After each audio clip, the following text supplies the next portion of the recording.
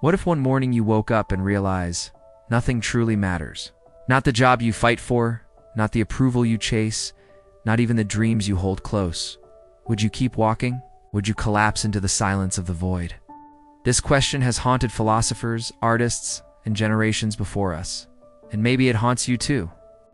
Nihilism. A word heavy with both fear and fascination. It begins as a whisper. What if there is no inherent meaning to anything? For centuries, human beings anchored their lives in God's traditions and truths carved in stone. But when those anchors cracked, a terrifying horizon opened before us. If nothing is absolute, what is left to guide us? The question is not abstract. It cuts into our most personal struggles, shaping the way we think, feel, and even survive. History remembers this rupture well. The 19th century saw Nietzsche declaring that God is dead, not as celebration, but as diagnosis of a world losing its compass. The old structures of meaning, religion, monarchy, unquestioned morality were collapsing. What replaced them was not clarity, but vertigo. Society suddenly untethered, searching desperately for new ground beneath its feet. But nihilism is more than a historical event. It is an inner condition. When the stories that once sustained you no longer convince, life itself can feel like a cruel joke. The routines of school, work, and relationships may start to appear empty, as though you are performing roles in a play with no audience. This is why nihilism resonates so deeply with younger generations today. In a world saturated with choices, and yet stripped of certainties, many feel both free and paralyzed at once. Psychologists describe this as existential anxiety, a confrontation with the void. It is not mere sadness, nor ordinary despair. It is the dizzying awareness that perhaps meaning is not given, but must be made, and that no one can hand it to you.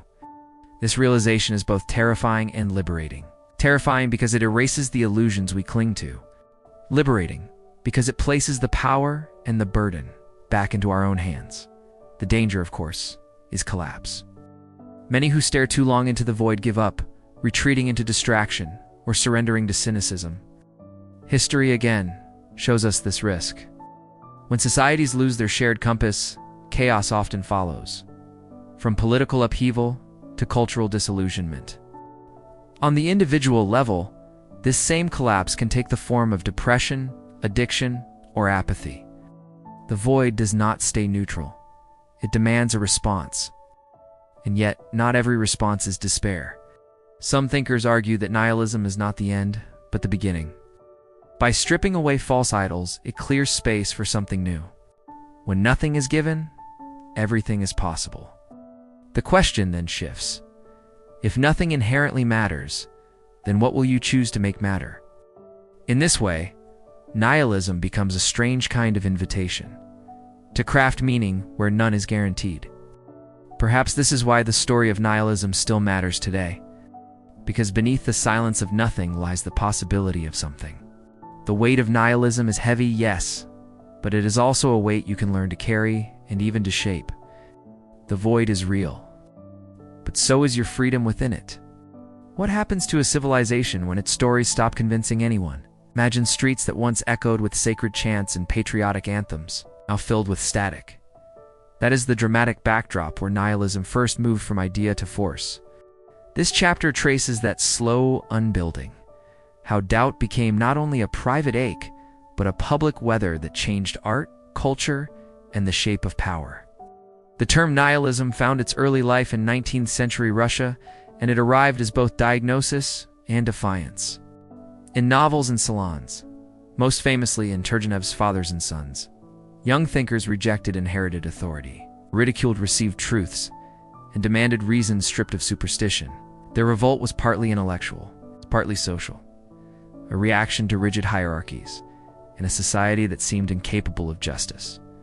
Dostoevsky answered them not with statistics, but with stories of the inner abyss, notes from underground, and the demons testifying to how the erosion of belief can harden into cruelty or paralysis. Across Western Europe, the crisis wore a different face. Nietzsche's proclamation that God is dead was not celebration, but alarm. A map of the vacuum left in modern life, when transcendent sources of meaning collapse. For philosophers, artists, and citizens alike, That vacuum was a dangerous kind of blank page. Some saw opportunity, the chance to write new values. Others saw only emptiness that ideology could fill, quickly, loudly, and often violently. The lesson here is bleak and simple. When grand narratives die, something else always rises to take their place. Art became one of the first public laboratories for this new condition. After the slaughter of World War I, Dada spat on every aesthetic pretense and declared sense itself suspect. Surrealists dove into the unconscious to find raw truth beneath shattered social forms. Modernist writers Kafka, Woolf, Beckett turned alienation into a language, not merely a complaint.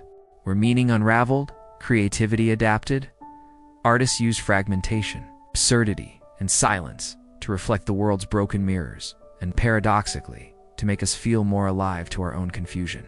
Politics. 2. Absorbed nihilism's charge. When shared belief systems weaken, politics becomes an arena for ambitious narratives promising total answers, revolutionary utopias, nationalist renaissances, technocratic salvation. History shows how the void can be filled by fervor. Movements that begin as emancipation can harden into dogma. The dangerous lesson is structural, not moralistic. Societies that fail to give their citizens reasons to care leave a vacancy that can be occupied by anything with enough conviction and a simple story. By the late 20th century and into our present screenscape, nihilism slipped into culture as irony and then as exhaustion. Punk, postmodern art, and later online cynicism all wore the same truth. When institutions feel false, rejection becomes fashion. For young people today, flooded with options and comparisons. This cultural nihilism often translates into mental health crises, emptiness felt as anxiety, purposelessness as depression. Yet the intellectual counterpoint has always existed. Camus answering absurdity with revolt. Sartre with radical freedom. Frankl with a plea that meaning can be found even in suffering. Those responses matter because they transform a passive void into an active question. What will you do with the gap? History teaches a hard but hopeful truth. Nihilism can be both collapse and clearing. It can destroy inherited comforts. Yes, but it also clears the field where new kinds of meaning are planted deliberately and slowly. So ask yourself, when the old stories fail, which stories will you refuse, and which will you choose to write? What if the emptiness you feel isn't a personal failure, but a cultural product? In the hush between notifications, the modern world often replaces meaning with motion, a feed of images, ratings, and moments that never settle into a story. This chapter traces how the architecture of our daily lives, markets, brands, and schedules quietly trains us to mistake activity for purpose, and why that training leaves a new generation hollowed out and searching. Look at how identity became a marketplace, where once your role in family, faith, or craft anchored you. Now identity is curated, profiles, highlight reels, personal branding. Consumer culture turned desires into products, then turned products into personalities. Meaning, once slow and communal, is now packaged and sold as an image that must be updated hourly. That shift changes not only what we want, but how we feel about wanting. Fleeting validation replaces steady belonging. Psychologically, this economy of signals produces a distinctive ache. Constant comparison thins patience. Momentary approval becomes the measure of worth. People describe it as burnout, emptiness, decision paralysis. Clinicians call it anxiety and depression. But at its root is a deeper fracturing. The sense that inner life should perform, that vulnerability must be edited, and that commitment is risky when a better option is always a click away. The result is not only sadness, but a shrinking of the self's capacity to persist. There is a paradox here. Abundance makes commitment rare. With endless choices, we lose the practice of staying with a craft, a person, a belief long enough for meaning to grow. Culture teaches us to optimize for the next thing, so depth becomes a discipline we forget. The small rituals that used to turn action into identity, daily practice, apprenticeship, communal rites, are replaced by transactions. And meaning thins into habitless consumption. Technology and the attention economy accelerate the process. Short-form feeds and constant novelty trade reflection for immediacy. Algorithms reward what captures the eye, not what nourishes the soul. This creates a feedback loop. The faster the content, the less we sit with questions. The less we sit, the harder it becomes to tolerate ambiguity. Meaning requires time, repetition, and occasionally boredom, conditions that our devices are designed to disrupt.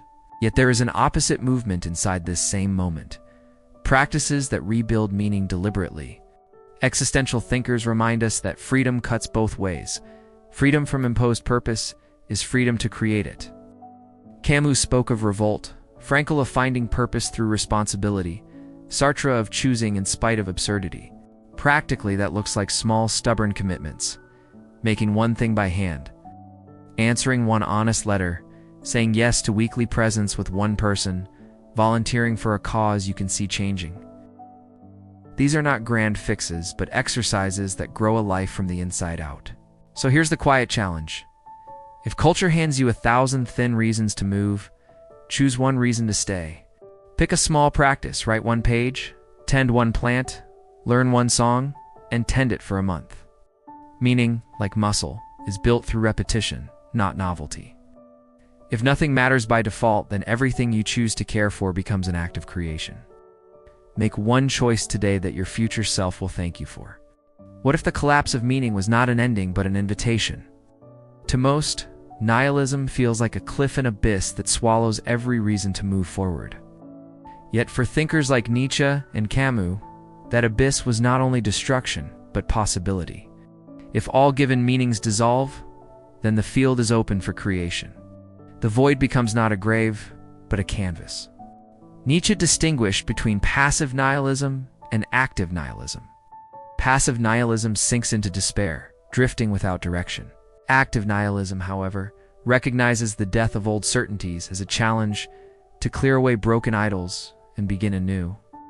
Out of this clearing arises the possibility of the Bermensch, the one who creates values where none are provided. In other words, the end of imposed meaning is the beginning of authentic responsibility. Albert Camus took a different angle. For him, life's absurdity was undeniable. Our hunger for meaning meets a universe that offers none. Yet instead of surrender, Camus urged rebellion, the conscious choice to live fully despite the absurd.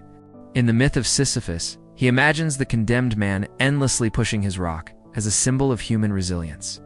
To live without appeal to a higher order, yet still embrace life, is the essence of dignity. Jean-Paul Sartre echoed this, declaring that existence precedes essence. We are not born with a script. We arrive first, and then through choices, through actions, we write what we are. This freedom is terrifying, for it removes excuses, yet it is also empowering. No one and nothing can define your purpose except you. With every decision, you carve a path through the chaos.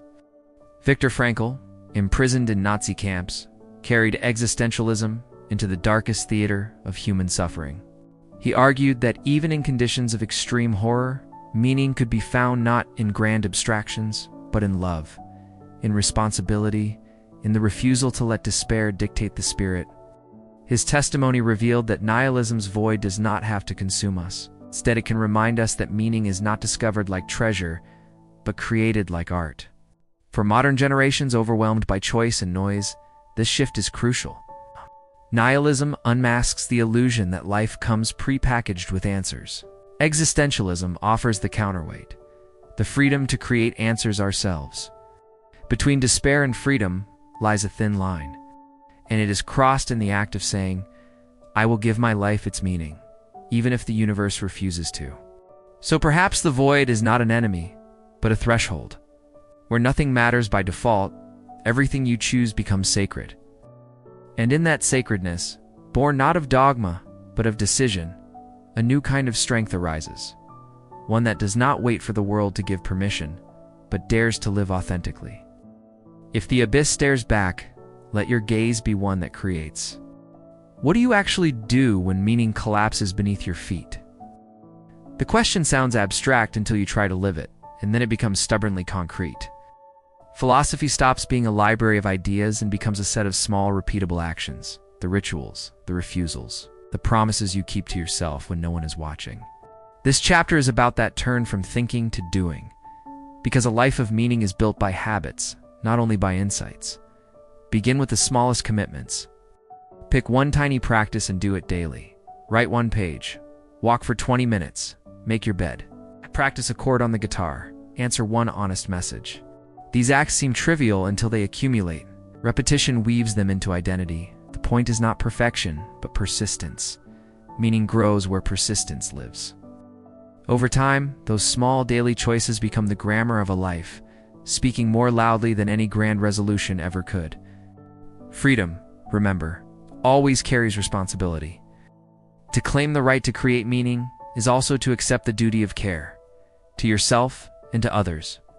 That duty looks like boundaries kept, apologies made, promises honored, and labor done well, even when reward is uncertain. Existential freedom without responsibility is a trap. Responsibility without freedom is a burden. Together, they form practice. Choose, act, repair, repeat. Channel your creativity as a means of answering the void. Making. Whether it's a meal, a song, a code base, a garden, or a letter, transforms possibility into presence. Projects anchor us because they require patience, failure, and return. They force us to care across time. Work reframed as craft softens the question why, into the question how, and that subtle shift changes everything. Meaning is less a thing you find and more a thing you build, plank by plank. Suffering will come. The fragile truth we borrow from those who have faced the worst is this: purpose does not eliminate pain, but it changes its contour. When pain has a direction, a task, a person, a promise, it is no longer merely noise. Practical tools matter here. Name your values, set a next step, ask what can I do now, and then do it. The act of choosing an aim, however small, gives suffering a shape you can hold and move with. You are not meant to do this alone, meaning multiplies in proximity. Apprenticeships, friendships, small communities, and shared projects turn solitary acts into public signals. Serve something larger than your appetite for novelty. Teach what you know. Tend someone else's need. Join a local group. Start a weekly ritual with friends. Connection is both a furnace and a mirror. It tests your commitments and rewards them with attention that makes those commitments legible and true.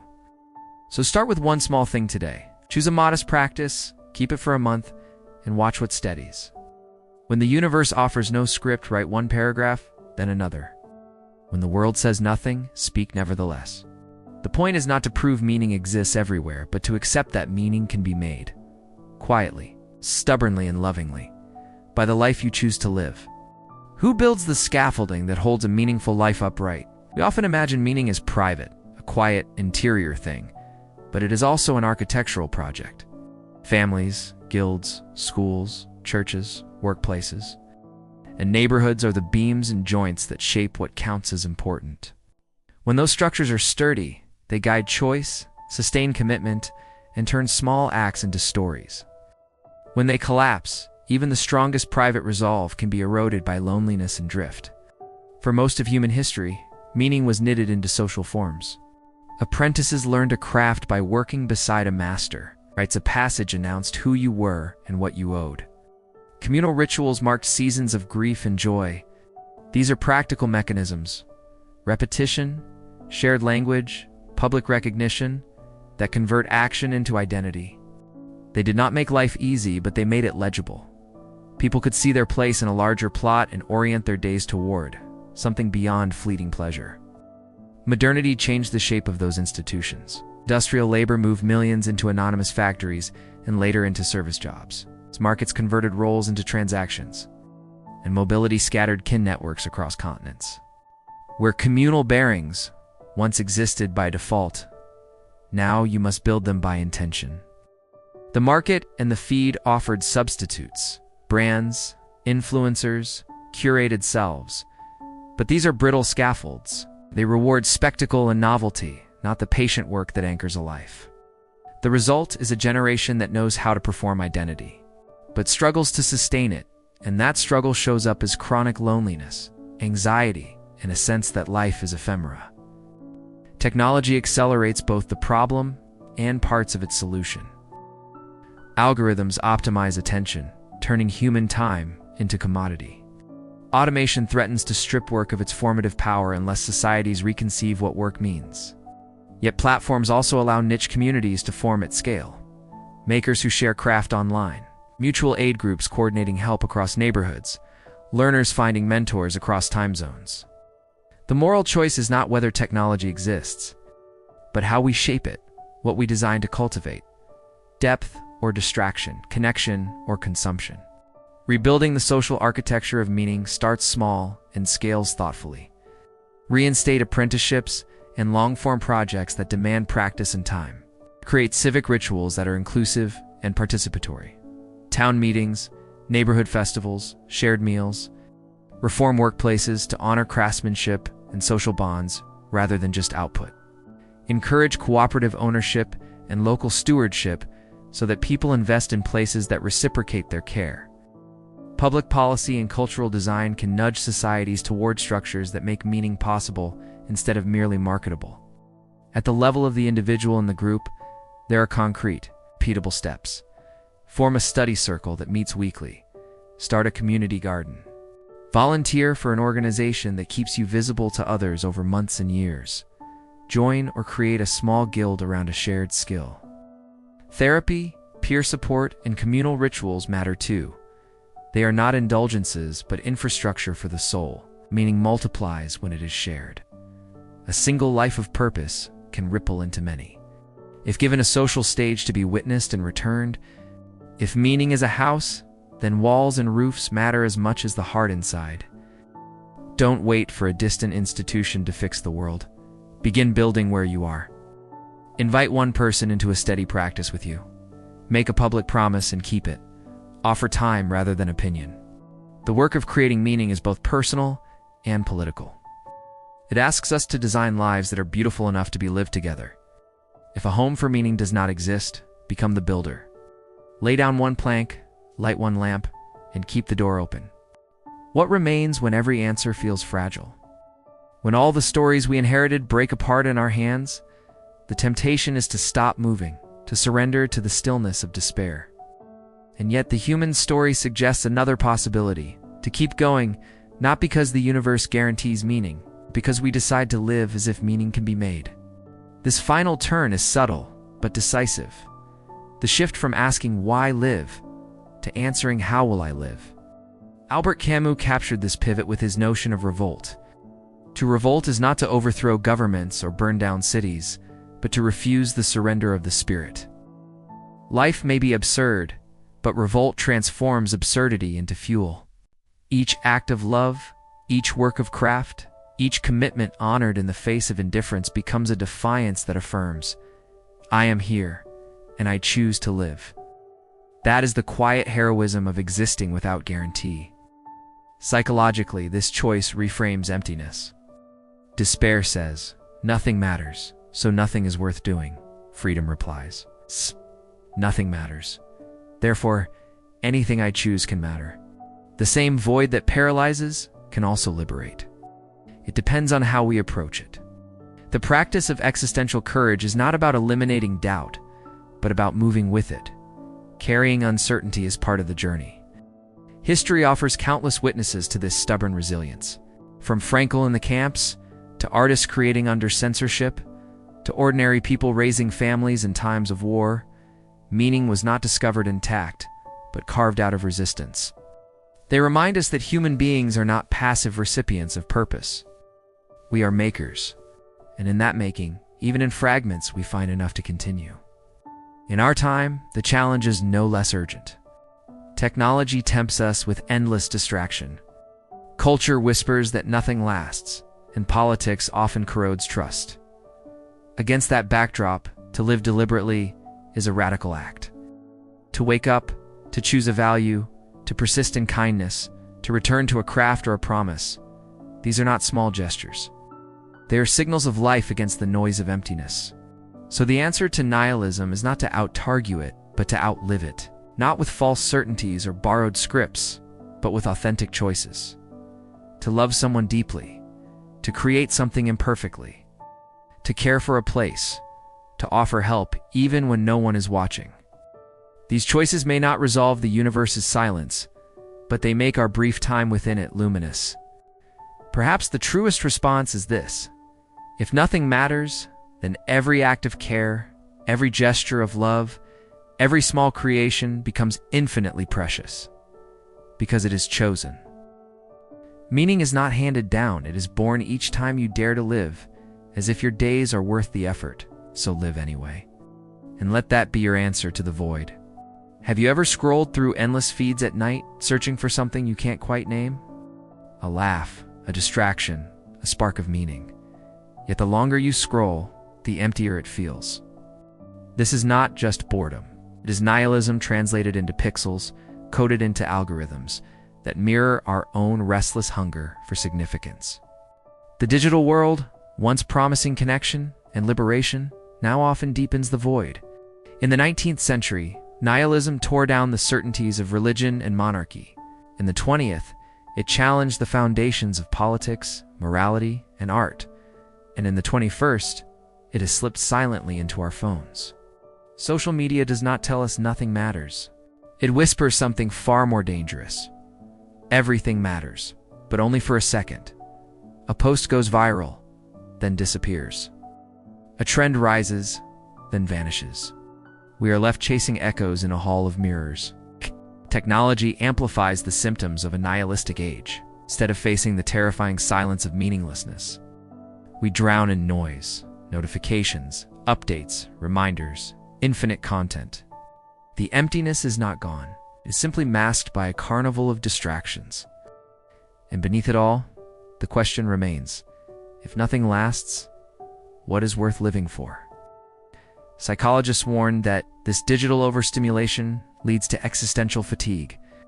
Young people report feeling simultaneously hyperconnected and deeply alone. They curate perfect online identities, yet confess to private despair. In a sense, the algorithm has become the new god, shaping desires, dictating attention, deciding what we see, and even how we feel. But unlike God, the algorithm has no vision, no morality, no purpose beyond engagement. It feeds on our emptiness and multiplies it. Yet within this apparent collapse lies a strange freedom. If everything online is fleeting, then nothing digital can truly define who we are. A post is not your soul. A trend is not your worth. The very fragility of digital culture exposes a hidden truth. Meaning cannot be outsourced to a machine. It must be forged within us. Technology may reflect our void, but it cannot fill it. That responsibility is ours alone. Consider this paradox. We live in the most informed era in history, yet also the most uncertain. We can access the wisdom of centuries with a single search, but we struggle to answer the simplest personal questions. Who am I? Why am I here? The digital age has given us tools beyond imagination, but tools cannot tell us why to use them. Without purpose, even infinite knowledge becomes another form of nihilism. So perhaps the challenge of our time is not to reject technology, but to reclaim ourselves from it. To step away from the endless scroll and ask, what is real? What matters when the screen goes dark? In this confrontation, nihilism does not end, it evolves. It becomes the silent teacher, reminding us that the algorithm cannot give us meaning. Only we can. And the question is no longer why keep going, but what will I choose to build in the silence left behind? What if the very emptiness that terrifies you is also where the light sneaks in? The paradox of transcendence is simple and strange. Once you stop demanding that the world hand you a reason, you become capable of noticing reasons you could never see before. Nihilism exposes a silence. Transcendence shows what you might hear inside it. Not a grand cosmic answer, but moments that widen the heart and reorder what matters. Transcendence wears many faces. It arrives as awe when you stand beneath a sky so vast you forget your phone. As flow when a task dissolves the self, and time thins to one bright thread. As love when another person's suffering becomes your own, and the boundary between you softens. These experiences do not provide doctrine, they provide taste. A felt sense that the world exceeds your small stories. When they happen, Meaning does not return as proof, but as invitation. Come live here for a while. Across cultures, practices have learned to invite those moments. Prayer, meditation, pilgrimage, chant, and ritual are not superstition when seen as techniques of attention. They train perception to notice depth. William James wrote that religious experiences change a person's sense of reality. In the same spirit, contemplative disciplines reshape how we allocate attention and care. The point is practical, not mystical. Repetition and humble discipline open channels where meaning can flow. Art and nature are laboratories of transcendence.